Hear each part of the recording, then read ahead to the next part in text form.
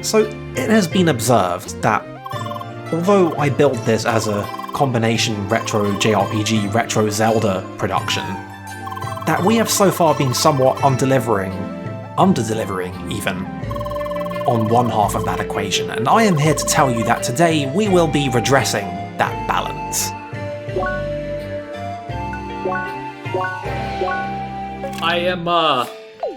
I have been informed that people have some opinions about this particular dungeon. I mean, people have opinions not just about this dungeon, but about the dungeons in this game generally. Right, but this one in particular has some infamy.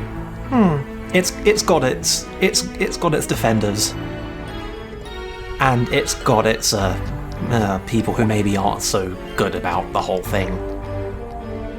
Also, this dungeon has uniquely a quest in it, which mostly is just to go and pick up some stuff. But don't worry too much about that. Anyway, this is the Zelda half of the game, so dungeons, puzzles, keys, locked doors, big key, you know how this works, right?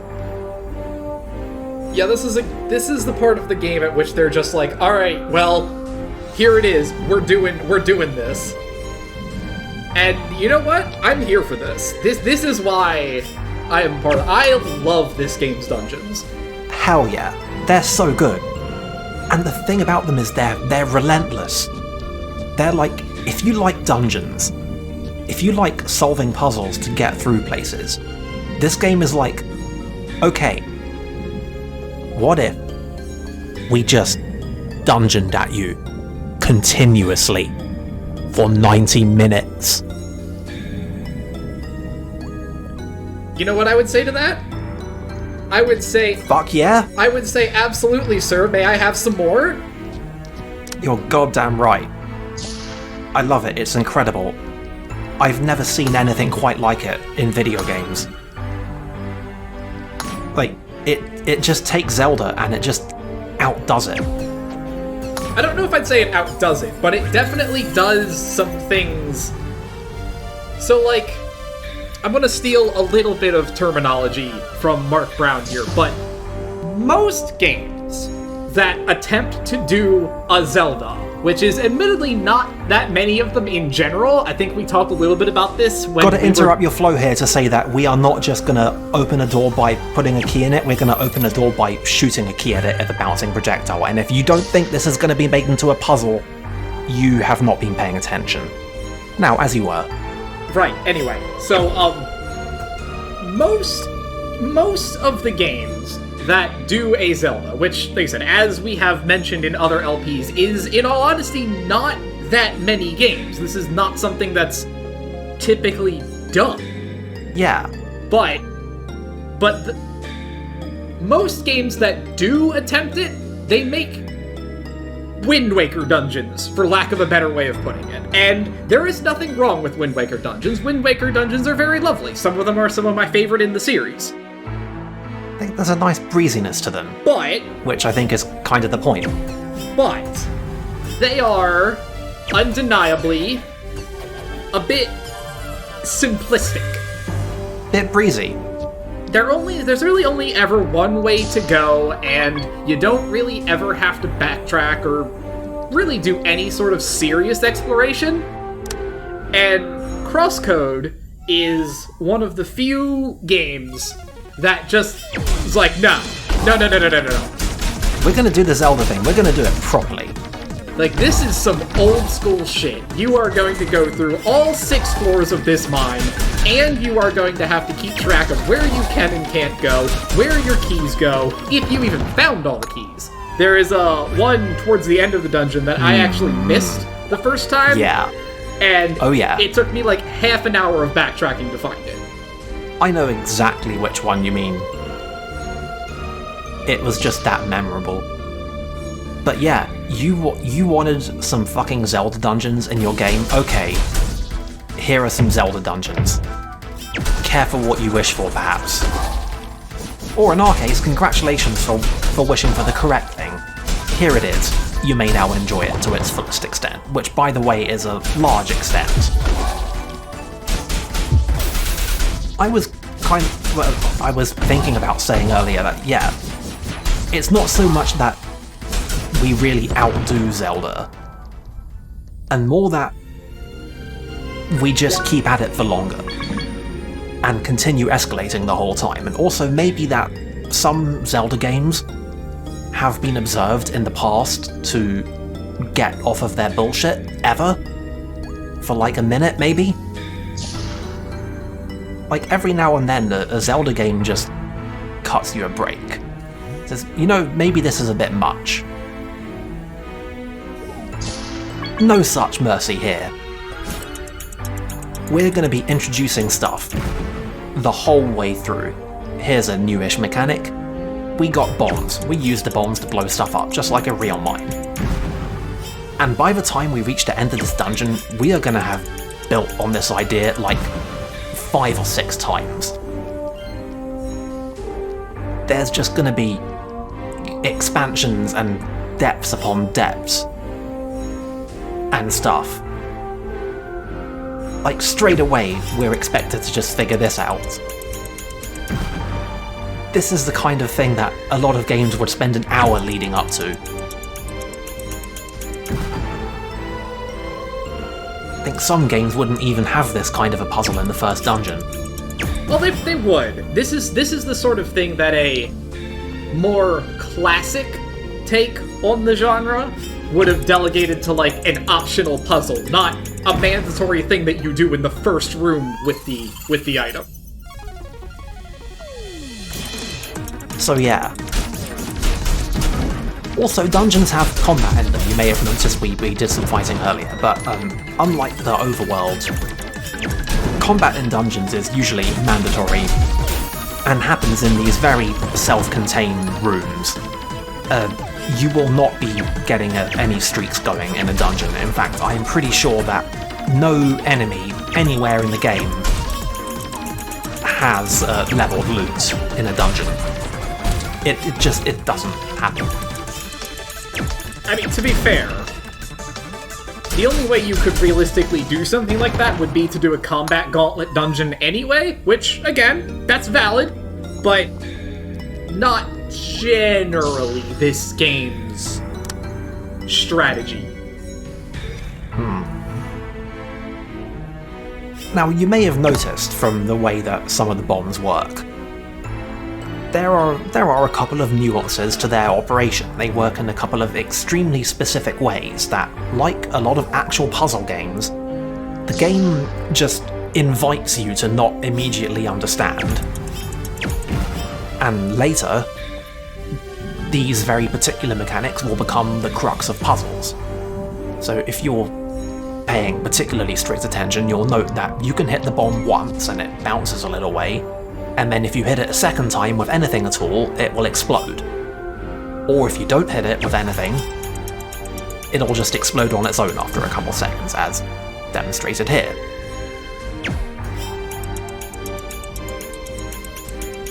These things can be unimportant, or they can be the key on which everything rests. And speaking of keys, I did mention this is a Zelda, there's gonna be keys. There's a lot of keys in this game. Also, here's some new enemies. I mean, I guess the other enemies were new as well, but these ones are kind of notable for, you know, actually feeling a little bit different. Mostly because they're quite tough, unless you get them broken, at which point they become very vulnerable. Like, lots of enemies are more vulnerable when they're broken, but normally it's like you get a little bit of extra damage, but with these guys it's like... I forget what the percentage is exactly, but... they go from feeling very tough to basically just melting. It's a whole big thing. Anyway, I hope we've all become very familiar with how bombs work, because, like I said, we're gonna keep building on it.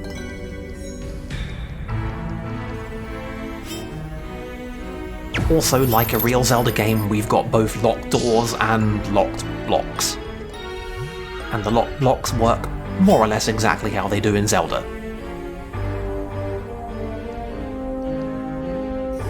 Yeah, sometimes I hate these platforms. I was gonna say, you appear to have missed your ride there, sir. Little bit.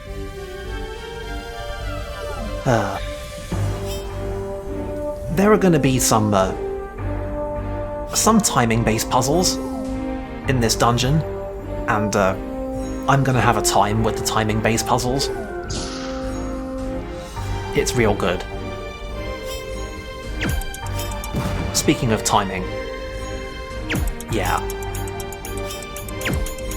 So remember a couple of minutes ago when I said that the very particular working mechanics of bombs were eventually going to become integral to solving these puzzles? This is the room that, in absolutely perfect real puzzle game fashion, forces you to learn the difference between letting a bomb tick out and shooting it early. It is important, it matters. Everything matters.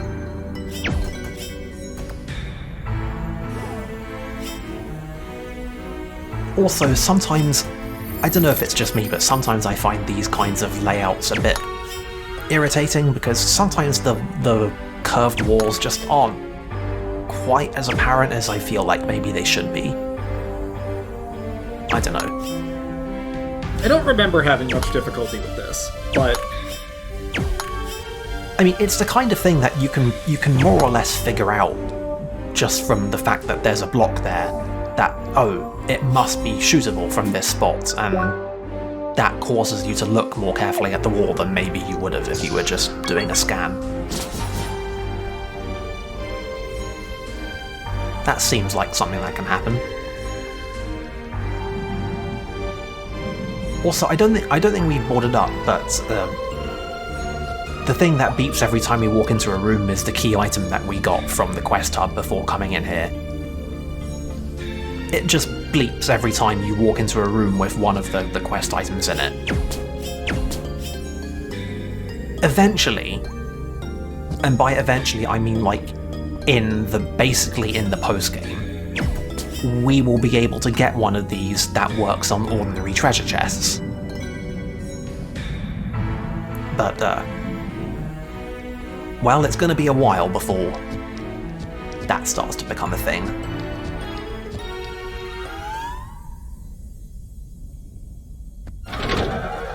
Anyway, here's a claptrap. I mean, I too have an overwhelming desire to go beat the shit out of claptraps. So you know what? Good on CrossCode. We're on the same page. Really delivering the power fantasy there.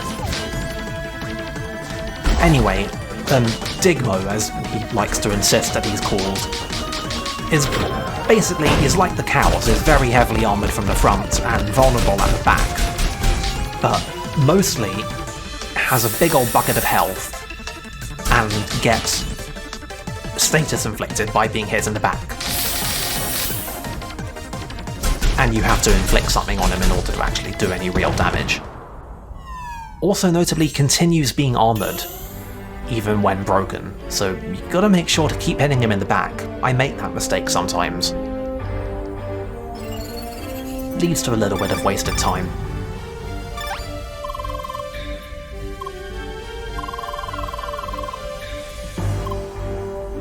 Yeah, the dungeon is pretty long. It's good of you to observe that. It has been said that a lot of people found this dungeon to be too long, and I call those people cowards. I love this dungeon. I also call those people cowards. I love this dungeon. It's a good dungeon. If every dungeon in the game was as long and involved as this one, I would be very, very happy. Now, it's technically true that this is the longest dungeon in the game, which is a sentence that maybe has some meaning in some contexts and maybe less meaning in other contexts, but there's the standard way that people like to go by it is by comparing the par time. You'll notice that Emily is once again racing us through this dungeon, and unlike the tutorial dungeon, we actually can beat her. In fact, there's some dialogue and some trophies about it, so That's always fun, and that likes to mess with my compulsions, but I digress.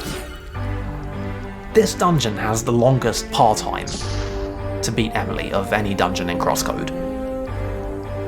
All the future dungeons have shorter par times, although one of them is kind of weird in that it doesn't actually start counting until halfway through, so I don't know how I feel about that, but... The other thing that's true of all the future dungeons is that they are way denser with the puzzles. Like, we think we're doing some solving here, but I can exclusively reveal we've seen nothing. The shit that gets crammed into the future dungeons is not sane. So yeah, technically it's the one with the highest par time that wants you to spend the most time, but the other ones are technically shorter. But I don't really know how to compare them. By the way, do you remember a couple videos ago when I just casually mentioned that we were going to buy the Ice Walker shoes? I can't imagine why that's relevant. I feel like that one may have slipped through the cracks a little bit. Everything looks like it checks out here.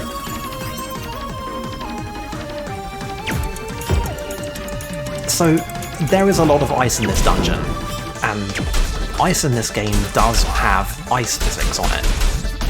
Real knowledge bomb there from Fadul. The Ice Walkers just stop that stuff from applying to you, but that doesn't mean that it's not going to be important for other stuff. Like, there are block pushing puzzles on ice. In fact, we've already seen a block pushing puzzle on ice. Oh yeah. So those are going to be a thing.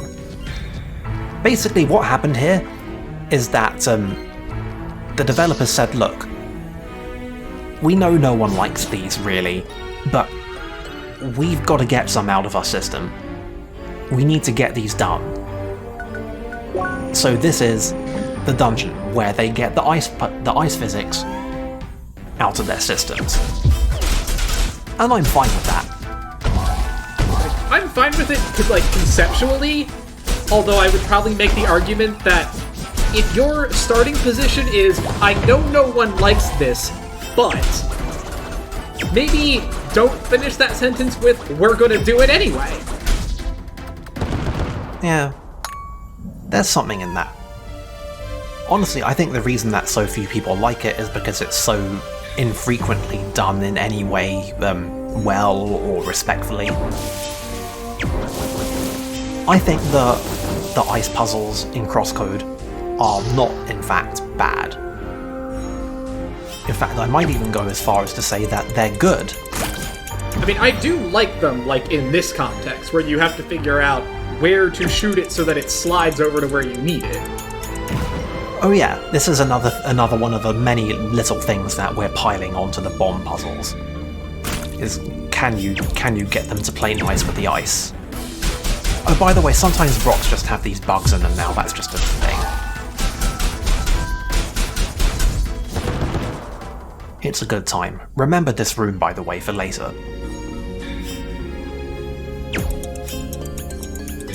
But yeah. I like the ice puzzles in this game. I think they're good.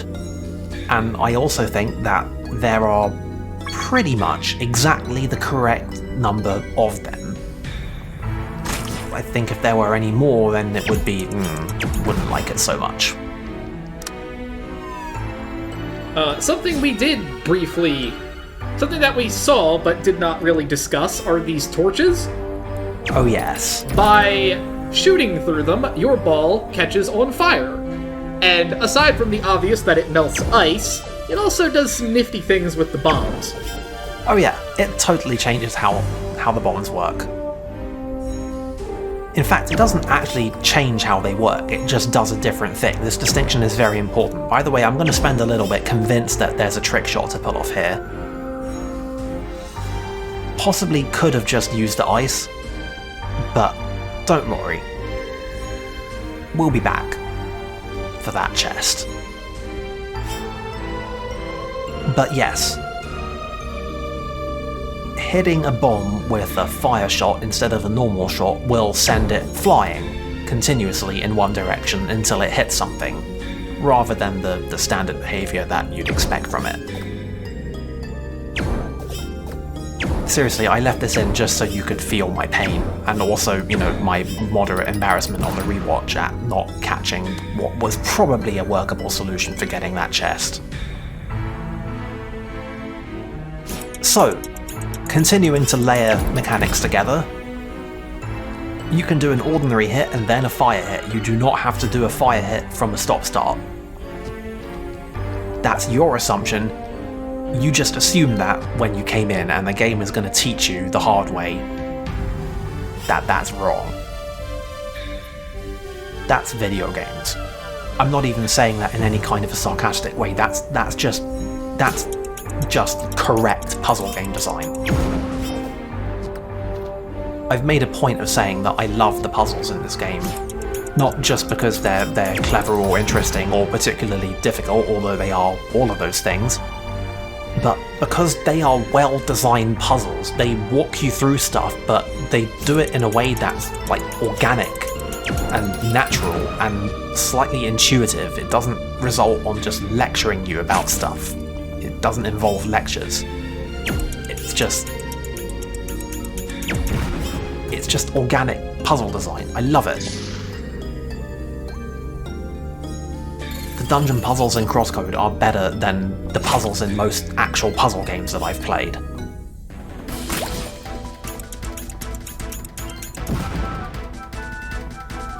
Anyway, here's a weird room.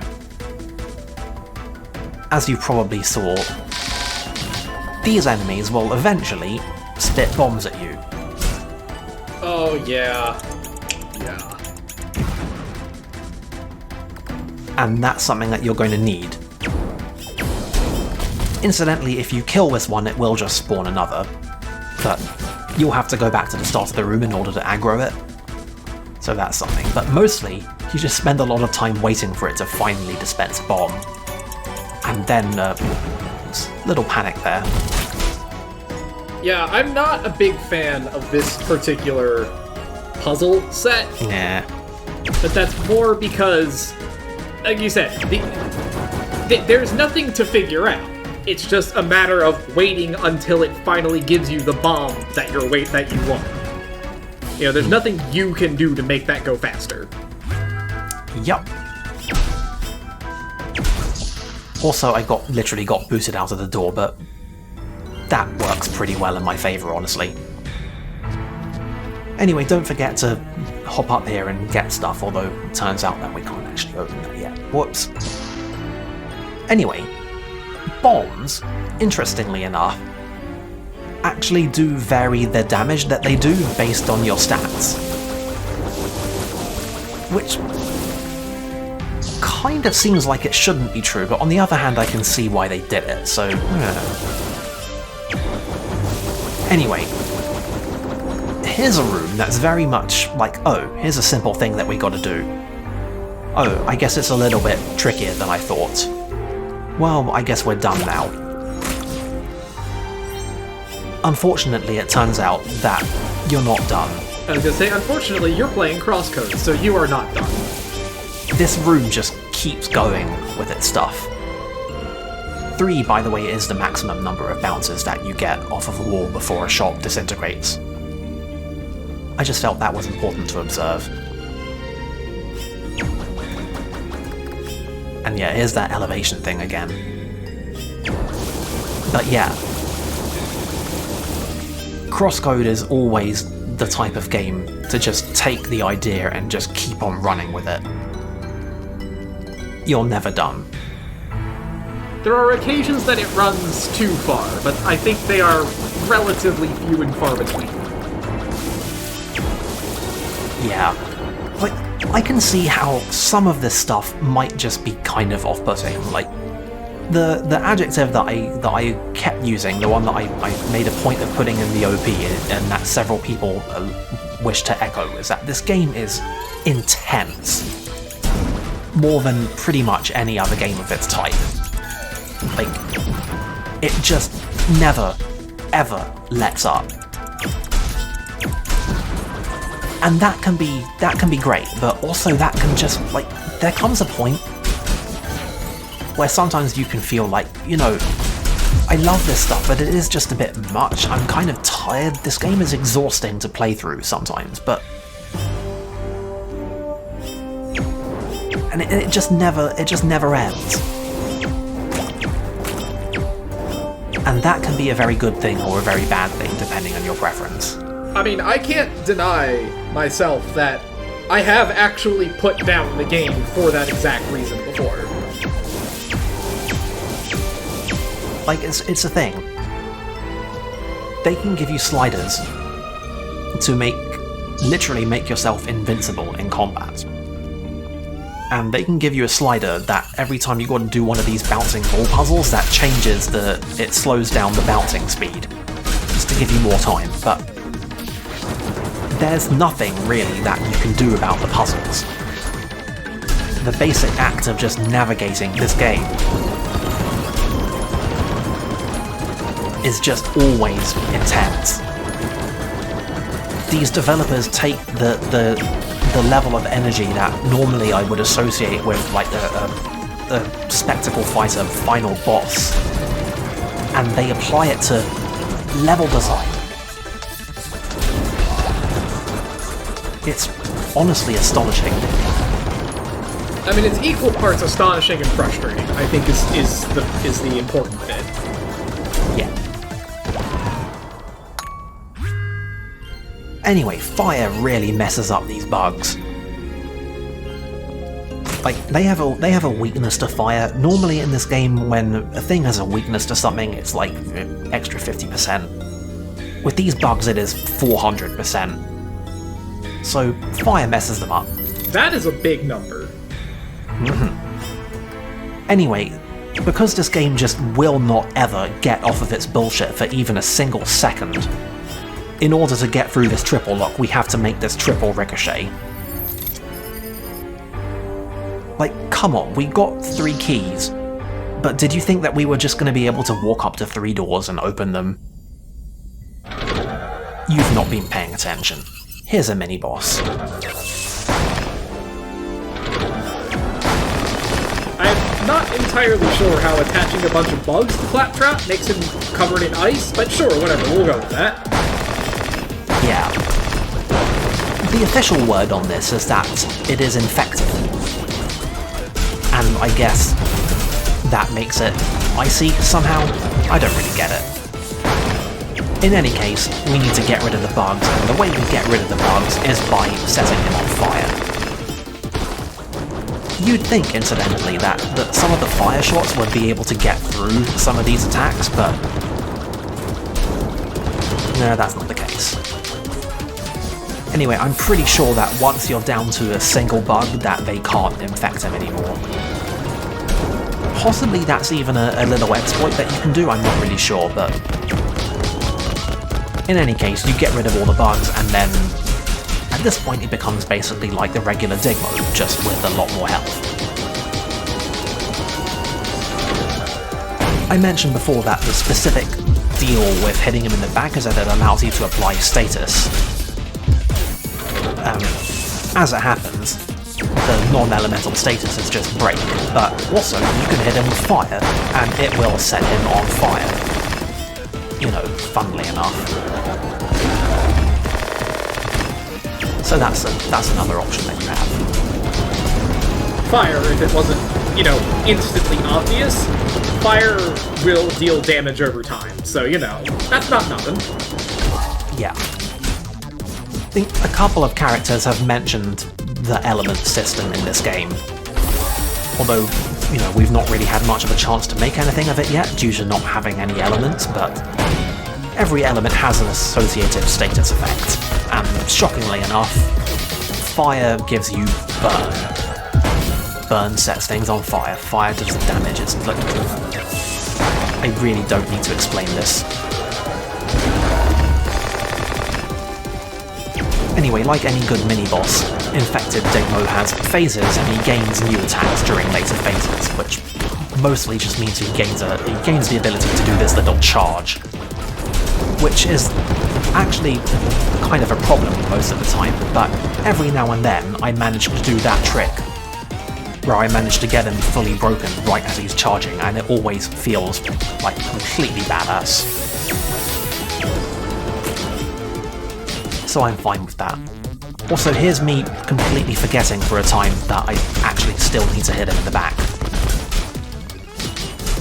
Whoops. Anyway, we cleared the mini-boss in a Zelda dungeon, and you know what that means? Aside from the level up, because it is still a JRPG after all.